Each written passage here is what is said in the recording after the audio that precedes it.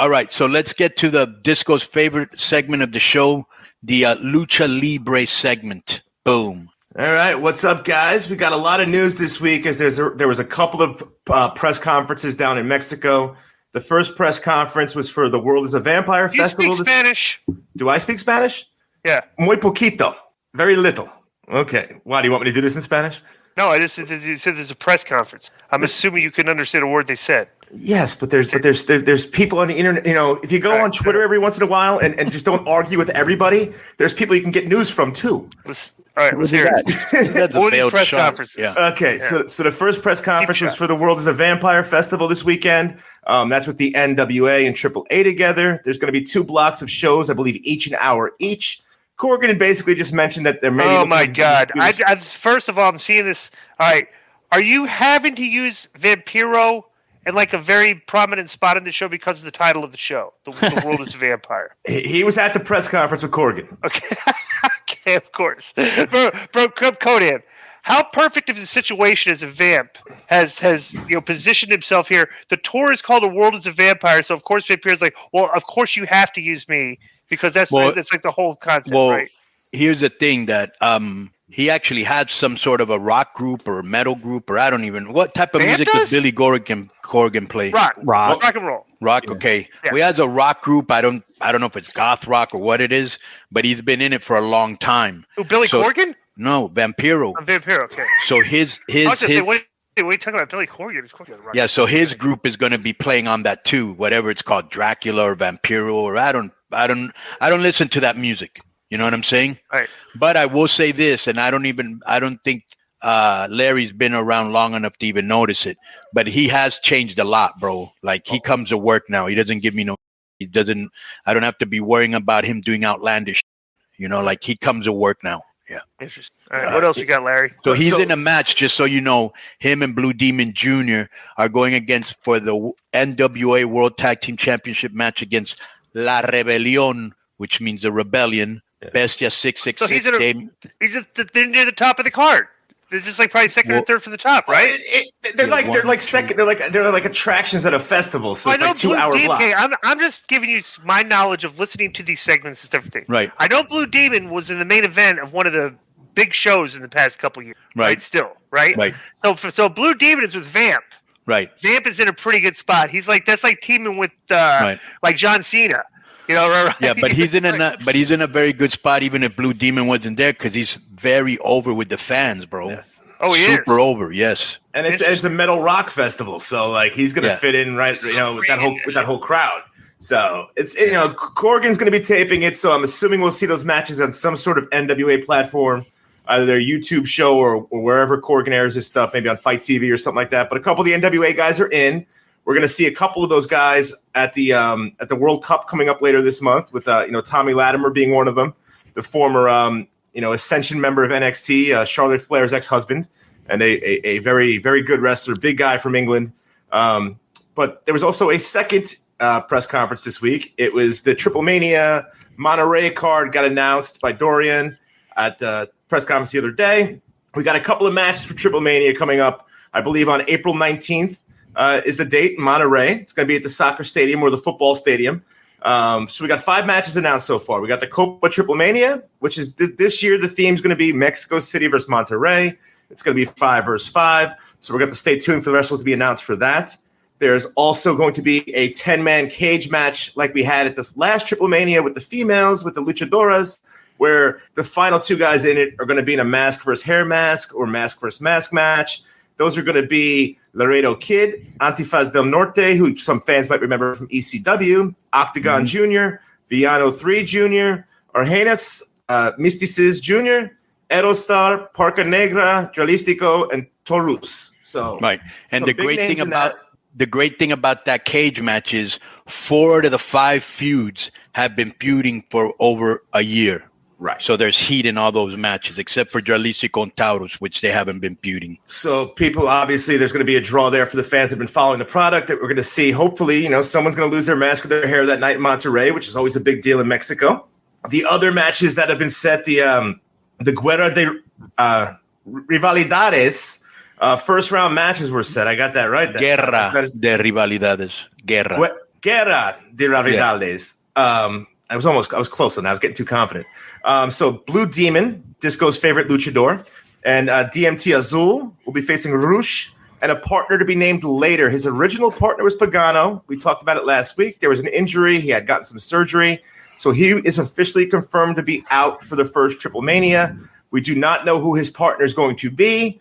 There is some clamoring from the fan base on Twitter and stuff like that. I think they want to see LA Park and Rush be partners, but there is nothing announced on that one way or another yet. So, and the other matchup is going to be Alberto El Patron and Pentagon Jr. versus Psycho Clown and Sam Adonis. So basically, the setup for this tournament is the Parejas Increíbles, which the incredible partners is guys that don't like each other, people that are feuding, teaming. The losing teams advance to the next Triplemania. Those two teams will face each other, and at the final Triplemania of the year, I believe in Tijuana, there will be the two losers of the tournament will face off again in either a mask versus hair mask or match or a mask versus mask match. The two what?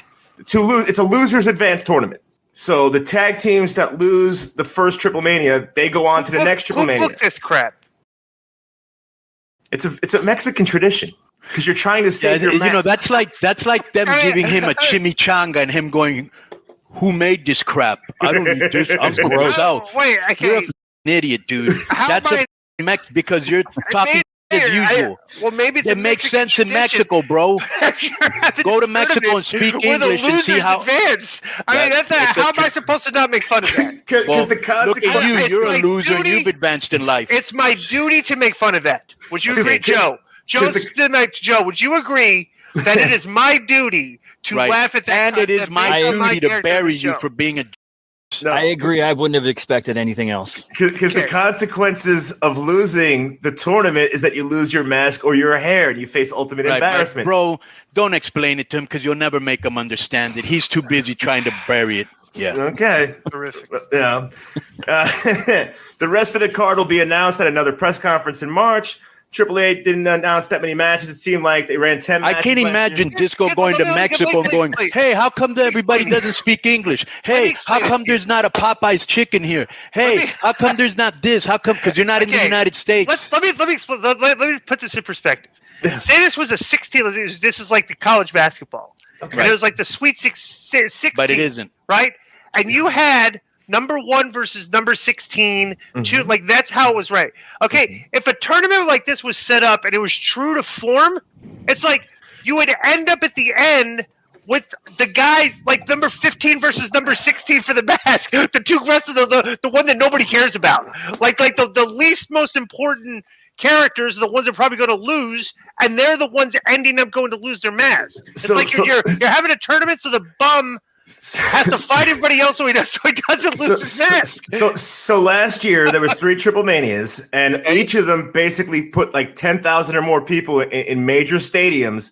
And the major drawing part was a tournament, Ruleta de Muerte, where the losers advanced, and the final matchup was going to be for the mask. You had to survive to save your mask. That was what winning got you. Like the guy that's in the main event at the end is like one of the worst wrestlers because he's losing every match. Well, last year, Pentagon, got upset early on, I believe, by Ultimo Dragon. Well, what you have to do, you have to make it illogical, and you got to book this like for upsets and everything, so somebody can be at risk. But the whole concept is absurd. The concept works. It's absurd to somebody that's not educated to that concept. You're not educated to. You didn't listen. You didn't. Okay, let me just say this. Right? You didn't grow up Lucha Libre. We both know that, right? So you're ignorant about it. That's why you're making ignorant remarks. I'm just kind of. Look, I understand you have a valid point. This is not March Madness. I've never heard anything like this before. This is not March Madness. We're discussing it. Right. I've never heard this concept before. I've had a discussion. Because you don't follow Lucha. Right, but I think the concept you don't follow Japanese wrestling. If it ain't American, you don't follow it. Like I said, like the Japanese fighting spirit spot. That's so let me tell you something about Lucha. This concept is illogical to me. Lucha is like a dream in real time. It makes no sense to the American eye because you're not accustomed or trained. But just like in a dream, when you wonder, why am I flying in my dream with my barber in Indonesia? It makes no sense. Okay. But you don't question it. You just accept it. Nobody else has done this. UFC. It happens in Mexico all the time. They haven't stolen it I'm yet. saying it happens in Mexico. But So if it doesn't happen in the United States, it isn't valid. No. If it didn't I'm just saying originate in it's the not United States, if we don't do what the United States does, or the United States doesn't copy us, in your eyes, it's not valid. He just told you, he just told you, Einstein, that they drew 10,000 fans 3 times, basically based on they wanted to see who was going to lose. And let me tell you this, even though it's kind of like you knew who was going to win at the end, there was no way Villano was going to beat Pentagon, and everybody knew it, okay? But it ended up being maybe the best match of the year, or second best match of the year. Villano versus Pentagon are the ones that ended up at the end? Yes. You're now realizing this? You weren't listening to because there's bro. If you would have dude, if you would have seen the match Villano gave against, tell him about the match against Psycho and La Parka. Psycho and La Parka, let me tell you something, because I went into this thinking that there's a couple of older luchadors, and I was gonna be like, well, this is gonna be a hard match to call. Like, I'm thinking ahead of time, because it's gonna be slow. They went out there, and Villano went out there 3 times in a row and had like what I would best describe as like Memphis meets Lucha Libre. I mean, the blood, the drama. He had the best matches of the year. Bro, it looked like listen. Instead of talking, listen. Because that's the only way you're going to get informed. You just listen to your own. Bro, it looked like a street fight, like a shoot street fight. Yeah. When he was done with LA Park. And if he would have gotten LA Park 10 years ago, he would have killed him. This guy's old. He's limping. He can't move that good. But, bro, he can fight. And the fight him and Adolfo Parker gave was incredible. And the fight he gave with Psycho Clown, when they took off their mask backstage, and I'm not kidding, bro, their face was full of bruises. Their mouth was, bro, it looked like a street fight. You have to see this. And they told. I'm gonna make a bold comment here. Oh no! I'm going to call for Konnan. Okay, that must have a public apology. I'm not going to apologize for. You need to apologize to Pat Kenny. Okay, for booking the worst match of all time, the Reverse Battle Royal. Okay, I didn't book that. No, Pat Kenny did. Yeah. Okay, but we have buried Pat Kenny for booking that match. We do it constantly on the show. You need to apologize to him because your concept is similar as the Reverse Battle Royal. No. That's not my concept. I didn't come up with this. Losers Advanced Tournament. No.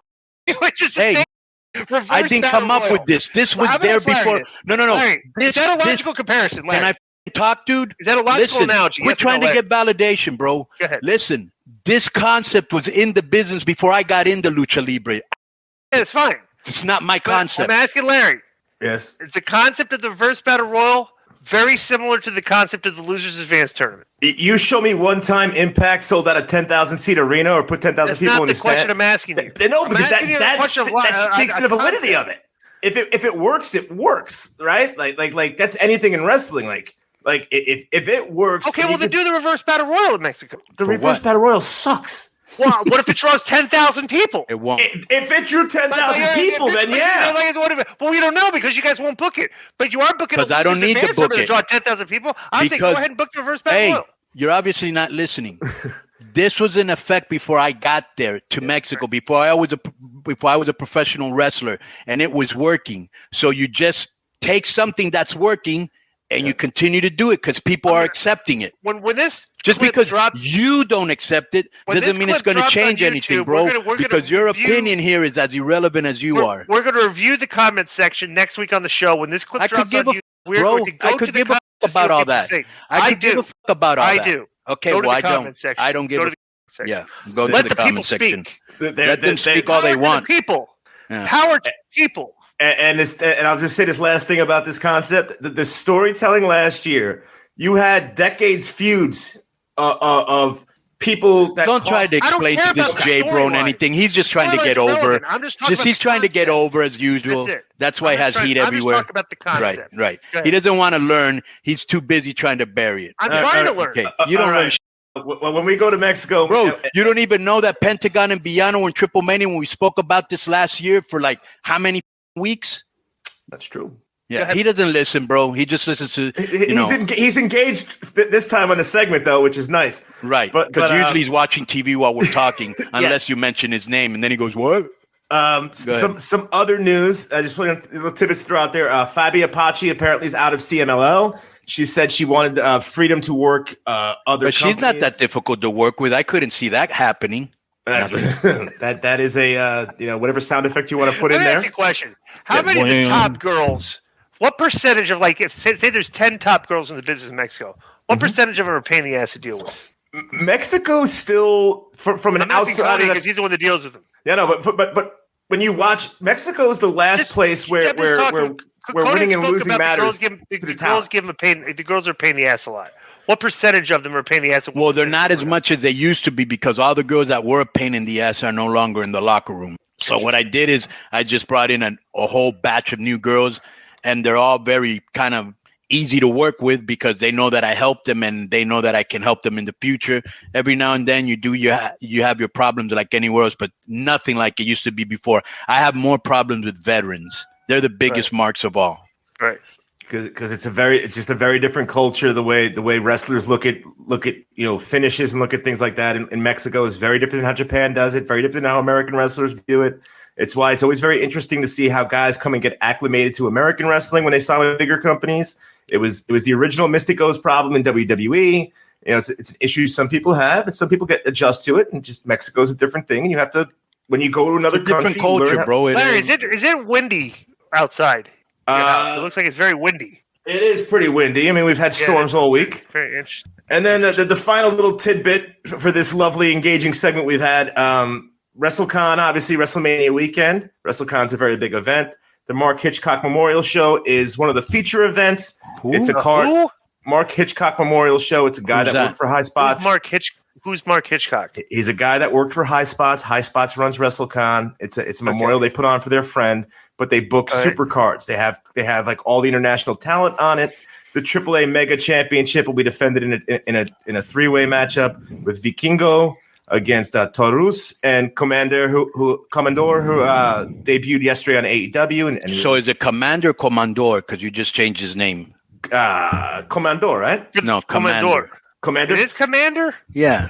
Interesting. Why are you chiming in, Disco? Because you don't know. He doesn't This spell guy his name should know correctly, better. I should know better. It's Commander. The guy's name is Commander. Right. He should spell it Commander in the English version, but he spells it Komma, which is not. But the end is DER, not DOR. That is true. Not Commandor. That was a bad job. You're an idiot. It's You're an idiot, Disco. Commander got over because he can walk the ropes. Bro, he does way more than that. You didn't even see 1/4 of what he can do. I mean, I'm just He's very talented. Well, and he's very talented acrobatically, from what I saw. Bro, but they should. We'll get to that when we read Dynamite. Go ahead. Well, like those are the major news notes from Mexico this week. Obviously, we talked about the Triplemania stuff. We talked about the World is a Vampire Festival this weekend. We got the World Cup coming up in a couple of weeks on Fight TV. And the Rangers and Knicks are hot. The Rangers and the Knicks are hot. The Garden's taking over. Boston got smacked on Monday night. I was at the Garden for that. That was very fun to watch. Konnan. Yeah, he just threw some shit. I know bro. They're like in 7th place. Have fun. Have fun, and you're probably going to meet.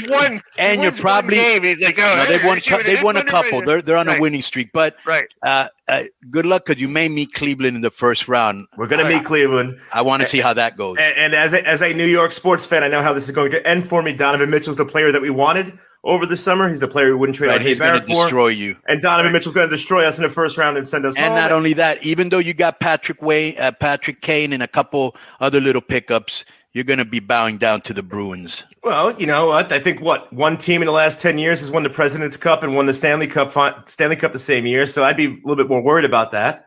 Good point. But, you know, we'll see. You know, Boston's having a good sports year, so you should be excited. Great sports year. It's been a great. Well, until you get championships, it's not that great yet. We've gotten a couple. It ain't like we haven't gone any. It's going to be playoff time, and all the bars are going to be filled. So hopefully, there'll be a bunch of fights and stuff and everything. You know, especially if the Boston teams play the New York teams. Yes, there'll be a bunch of fights in the stands. I like that. We'll have to segregate. You know, make a Rudo section. Bro, that is one thing I have to say. I mean, he's one of my favorite players. What a great pickup getting Kane. Yeah. Oh, Kane's fantastic for the Rangers. He brings everything. He was hot too. Yeah, he was like high. He was playing really, really good lately. You know, right? So. It's gonna be pedigree, champion. She's been in championships. She's won best player of the year. Bro, you know you're hockey fans. He's real good pickup. Playoffs right around the corner, obviously, so that's going to be interesting for us. Obviously, New York sports going to be, New York and Boston on 2 collision courses. Maybe. Bro, did you see this guy Connor McDavid broke Wayne Gretzky's record for multiple goals, like 5 straight games? I saw something about that. I know he has he's incredible. And he's leading the league in goals, obviously. Yeah, and like 30 goals he has scored. And already my boy Pasternak is second. Yeah. And my boy Jalen Brunson. The Knicks are undefeated since Josh Hart came over from Portland. So yeah, no, they're on a win streak. 7-game win streak. Yeah. How about what's this team? The Bucks 15-game win streak without Giannis for a couple of those games. Just 1 or 2 games. Wasn't, and they didn't really beat. And they beat like Houston or San Antonio. Yep. But still, that's a good team. And I'm going to go see Creed 3 tonight. So I'm looking forward to watching the latest Rocky Saga movie. I hope it's sold out. Thursday. Was it midnight? What time did they debut it? It's Thursday night. So you can go see the new movies usually Thursday night. You're not going to see Cocaine Bear instead? I saw that last week. It was any good? It was about as stupid as you would think it would be. Yeah. Okay. Would you have to be on coke to like it? Conan, I don't know. The concept for Creed 3 is some guy that used to be like there was a guy he was like the next big thing, and he went to prison. Right. And now the guy's out of prison and he's fighting again. Him and Creed are going like this. They were best friends. Yeah. And Jonathan Major's character went to jail basically protecting Adonis. Michael B. Jordan's character gets out of jail. He wants everything that Michael B. Jordan's character that Adonis Creed has. And chaos. And it's very Clubber Lang esque on the story. Like obviously Creed 1 was him reuniting with Rocky, and then Creed 2 was the Drago's son. Did you already see this movie, Disco?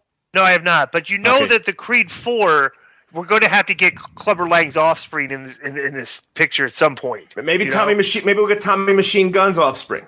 Or what if they did? What if they did what is it called? Thunder Lips' offspring. I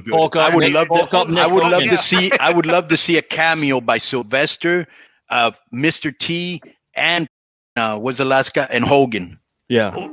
Well, this is the first one. He's still involved in these, isn't he? No, he's not involved. He's not involved in this one. The first Creed movie, wasn't it? They were talking about Stallone as possible, like some best supporting actor. Yeah, he was great in that. He was great. He's also great. He's also great in Tulsa King. Tulsa King's really funny on Paramount or whatever.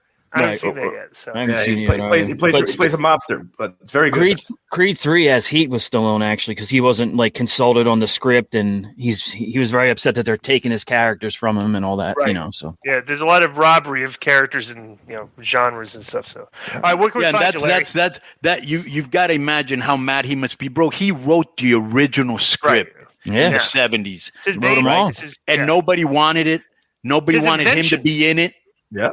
Yeah. And if you remember, it took forever for the 6th one to come out because Rocky 5 was so critically panned that when he wanted to make Rocky Balboa, the one where he comes back and fights, who played that fighter he fought? Larry, you might know offhand. Which movie? Which one? Rocky Balboa. The comeback. Oh, Tarver, right? Was that Tarver? Tarver, right, yeah. So it took him forever to get that made because no one thought that the Rocky character could, they thought it wouldn't draw anymore. Right. And he was also the director and I believe producer of Disco's favorite movie, Saturday Night Fever. No, Staying Alive. Was he Staying Alive too? He did Staying Alive was not good. He did Staying Alive, not Saturday Night Fever. Staying Alive was about as bad as Reverse Battle Royal. Yes. You can find you, Larry. Larry Dallas AAA on Twitter and Instagram. I'm reading all the Discord stuff. I'm reading the comments from the guys. I appreciate the support for the segment. We will talk next week, and I guess we'll see the feedback to Disco's proclamations here, and read the comments next week and see what's going on. All right. So want to thank support me in the comment section, people. Yeah. I don't care. And you know what that's going to say, Disco? Begging, is that cheap heat, Conan? Like a cheap heat? Yeah. All you're missing are the pom poms. I'll send it to Husey, and he'll put on YouTube. Konnan and Disco argue in capital letters over a traditional Mexican match or whatever. That'll get 15,000 views. Yeah. As long as it has argue in the title. All right. So thank you once again for being on the Lucha Libre segment. Appreciate you guys. Yo, what up? This is Konnan, and I host Keeping It 100, my co-host, Disco Inferno, unfortunately. Well, I'd say you're my co-host. Listen, every Thursday here on Spreaker, we talk pro wrestling, sports, movies, music, TV, pop culture, and some politics. It's everything the rest of the pro wrestling podcasts are not. Tune in to hear myself, the superior one, educate and inform. Tune in to hear me bury disco. That's very disrespectful. Join us every Thursday on Spreaker and keep it 100. Boom!